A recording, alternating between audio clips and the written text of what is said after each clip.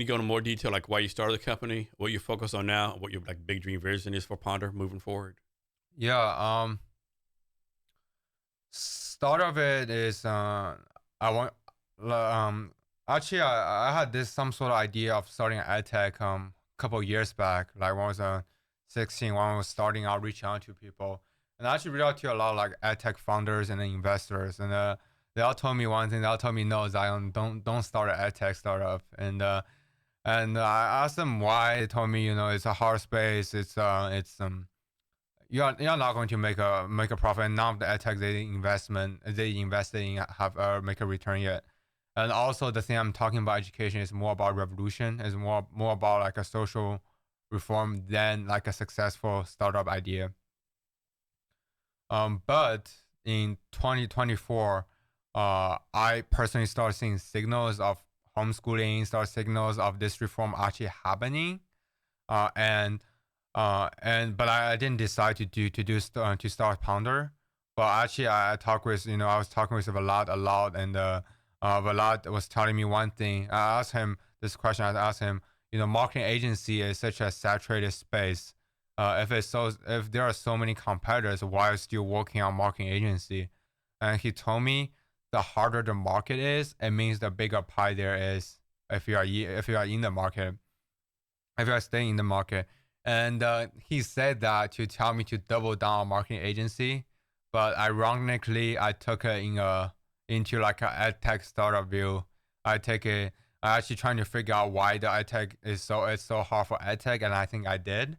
Uh, and um, and then I just started ed tech startup, and it wasn't the outcome he was expecting too. He was like, this is going to be hard, but like the hard thing is usually the thing that's meaningful to do.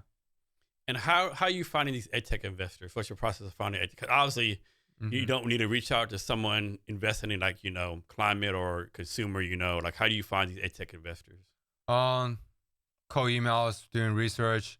I think people, yeah, I think people a lot. I think I did that too. Is we are all inherently lazy, meaning there are a lot of things one can get from actually going on Google and searching and going on different places and doing the so-called unnecessary work. But instead, most people and me a lot of times just saying, "Oh, this is not going to work. What if they do that, that?" And that back to the agency topic. It's a signal of low agency. But yeah, cold email. I also met this guy, this founder of like a platform.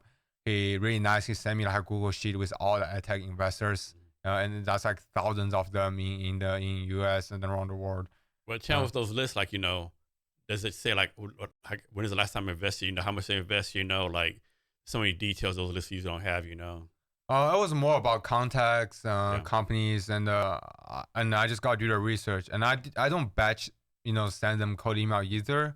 I think the point of cold email, yeah, that's I guess one advice I figure out is whoever you cold email, it has to be really really relevant. Hmm. Like I cold email Mark Cuban, he never replied me. And another thing, everybody cold email Mark Cuban because that's what people know.